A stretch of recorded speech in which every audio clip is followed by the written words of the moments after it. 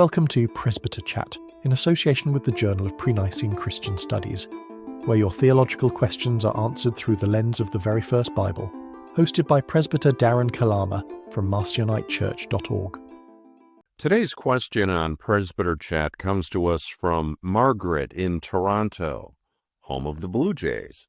Hi, Darren. I've been noticing that some people on social media have been casually replacing the name Jesus with the name Yeshua. Is there a foundation for this? What did the apostles call Jesus? I mean, how did they write and pronounce his name? Put me there in the first century. What would I have heard and seen written? Hi, Margaret, and thanks for sending this in, but I count 4 separate questions packed in there, and as you know, that's only available with the Presbyter Chat Pro plan. No, just kidding. That comes with the premium plan. Actually, wait, I don't think we have any plans, so just forget that. Instead, let's start by approaching all of these related questions as a homeowner with a wildly overgrown backyard would. We're talking about 2,000 years of weeds and branches and junk that has filled the backyard, and it's a real mess. Now, the first thing Margaret's going to want to do is identify the boundaries of her backyard so that we have an idea of the scope and size of the job, a little perspective for what's ahead of us. And for purposes of this discussion, our perspective is that of the Pre-Nicene Christians.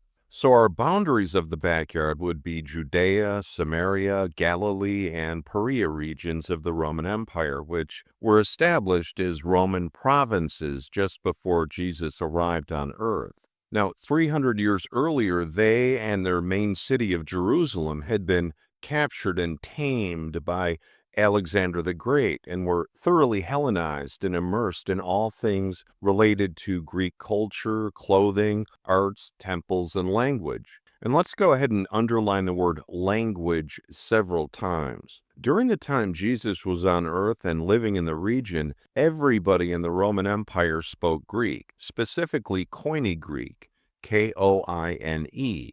Now, Koine means common, so common Greek. And why was it common? Well, because that's what everybody spoke and wrote. And it didn't matter who you were. Romans, Jews, Samaritans, Syrians, Egyptians, emperors, kings, priests, oracles, mayors, right down to the local shepherd and village wino. Hello, Olympia restaurant. Cheeseburger, 2 Pepsi, 1 chip. Cheeseburger, 2 Pepsi, 1 chip. Everybody spoke Greek and had been speaking nothing but Greek for 300 years. The money, even the coins passed around to pay Jewish temple taxes, were inscribed in Greek. Every lepton and drachma, Greek. The $5 word for a language that's so embedded into a culture is called the lingua franca.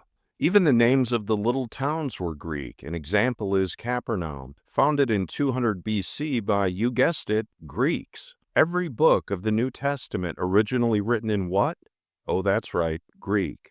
Every epistle from the Apostle Paul? Well, it's all Greek to me. And as an aside, speaking ex cathedra here, there's no doubt in my mind that when we look at Alexander the Great's Hellenization campaign and how it laid the foundation of a common language allowing for the growth of Christianity, well, it had to have been divinely guided or inspired in some way when we look at the big picture and the ensuing events. And now with all this, Margaret has a picture of the boundaries of her backyard. And she also knows what's underneath 2,000 years of overgrown weeds, branches, and debris. And that would be the Greek language. Simply put, the language of God, quite literally, as we'll soon see. Now, the first thing we want to do with this overgrown theological mess masquerading as Margaret's backyard is get in there and start pulling out all the dead stuff and big pieces of debris, the things that don't belong, especially the invasive species. So naturally, we'll start with anything written in Hebrew. Now, whether you're reading the New Testament spawned by the Catholic Church via the Latin Vulgate in 382 AD, the King James Bible version of 1611, or the First Christian Bible compiled by the Marcionite Church in 144 AD, none have the names Jehovah, Yahweh, or Yeshua written in them. Not once. Go ahead and pause the episode right here. Take a look for yourself. We'll be here and we'll wait.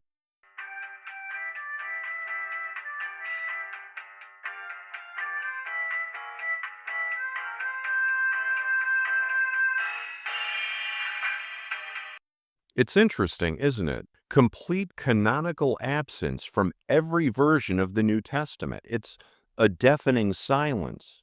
And the absence becomes even more pronounced when we realize that of all the pre-Nicene Christian art, prayers, and artifacts, including the Deir Ali Marcionite inscription, not a single one contains the words Yahweh or Yeshua. And of course, none are written in Hebrew either. Some quick examples.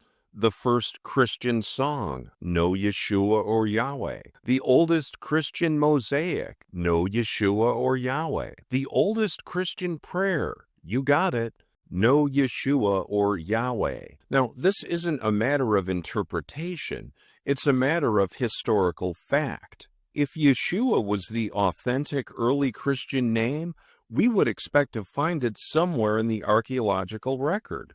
And we don't. And to double-check the absence of a Yeshua or Yahweh in the first Christian Bible, I talked with Presbyter Michael Monnet of the Marcionite Church in France. Now, I asked him, are those names in there? The answer is obviously a resounding no. Since Christ descended in a fully adult form to Capernaum in the 15th year of the reign of Tiberius Caesar, he clearly cannot be described as a Jewish, because as the Son of God, he is above all ethnic groups and his message is addressed to all nations. And by the way, Presbyter Monnet is a native French speaker and he makes his points very quickly. So in case you missed it, he says, quote, "The answer is a resounding no. Since Christ descended in fully adult form to Capernaum in the 15th year of the reign of Tiberius Caesar, he clearly cannot be described as Jewish, because as the Son of God, he is above all ethnic groups, and his message is addressed to all nations," unquote. Well, that sounds pretty final. But given the recent craze among wild-eyed evangelicals, Judeo-Christians, and lately even among some Catholics referring to Jesus as Yeshua, surely there must be a mistake. I mean, are we witnessing a form of mass psychosis or cultish delusion? What are we missing here? I mean, if we're going to start labeling people as delusional Judaizers, we better be pretty sure that we have our facts straight. So to help us do this, we found the oldest inscription in the world dedicating a Christian church using the name Jesus. Now remember, it's the oldest anywhere on the planet. This is the name carved into a rock. You can't edit it, can't change it, can't reinterpret it, can't reimagine it, can't play word games with it. It's carved into a rock. And when we look at it, what do we find? Well, first, the inscription is, surprise, written entirely in Koine Greek, and it's dated 318 AD. It's the dedication on the archway of a Marcionite Christian church discovered in Deir Ali, Syria in the 1800s. And it reads, "Meeting house of the Marcionites, to our Lord and Savior, Jesus the Good." And the name Jesus is spelled with the Greek letters iota, eta, sigma, omicron, upsilon, sigma. You can see that name on the cover art of this episode. Now, that's how the apostles wrote the name Jesus, and it's pronounced yay-SOOS, with the emphasis typically on the second syllable, soos. Now, maybe the Greeks were having budget cuts and couldn't afford any J's, but there it is, yay-SOOS. When the apostles talked to or about Jesus, that's how they pronounced it. And if you asked Jesus what his name was, that's the answer that he would give you, yay-SOOS. Now, I don't want to get too deep into the weeds or start diving into rabbit holes, but I don't think we should just gloss over the fact that the dedication reads to our Lord and Savior, Jesus the Good. It doesn't say Jesus Christ. No, Jesus the Good. Christos, not Christos, with an E, not an I. We're reminded that the word Christ implies anointed one or Messiah with roots in Judaism. Christos, or the good, does not. The Christ version was born of a Jew in Bethlehem. Conversely, the Christos descended into Capernaum from heaven in fully human form in 29 AD, and he did it in the same way that he left earth after the crucifixion, by ascending and descending from heaven. And it is this latter version that is reflected in the first Christian Bible of 144 AD. You see, the Marcionite Church inscription created an uneditable epigraphic record of the belief system of pre-Nicene Christians, including the Marcionites. And far from being a fringe group, they dominated the Christian landscape beginning with their founding in 144 AD.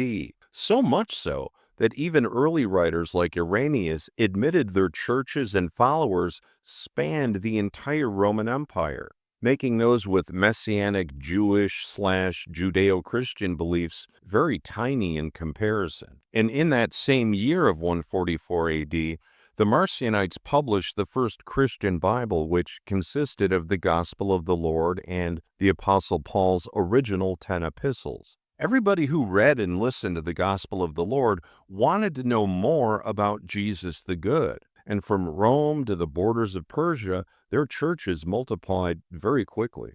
But as we know now, that dominance didn't last. In 303 AD, Roman Emperor Diocletian declared war on Christians, burning Marcionite churches to the ground, killing believers, and forcing everyone except Jews to worship pagan gods. And interestingly, historians say that Roman soldiers went house to house looking not just for any old Christian scriptures, but looking for specific types of scripture to burn and destroy.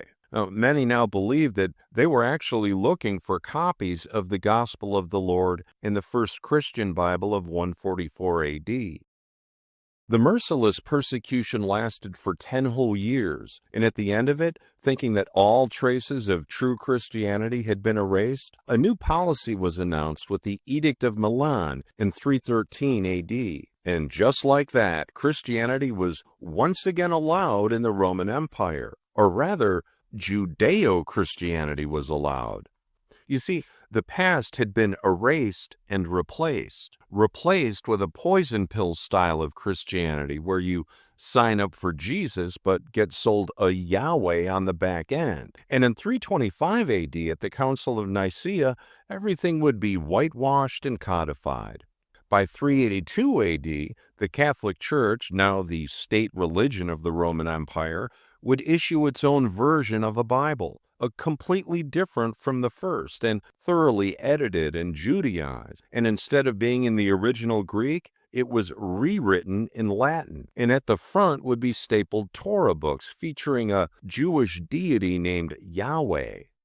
Today, those alien books are referred to as the Old Testament. So what does this mean for Margaret's overgrown backyard and the layers of debris covering it? Well, it tells us why we don't find the Hebrew names of Yeshua and Yahweh in Christian artifacts, prayers, and art prior to the Diocletian genocide of 303 AD. Now, that's when Christianity had been erased and replaced with Judeo-Christianity. And we're reminded of the phrase, "It is easier to fool someone than it is to convince them that they have been fooled." And only a fool or a Judaizer would replace the name Jesus with Yeshua once they know the facts. Think about it.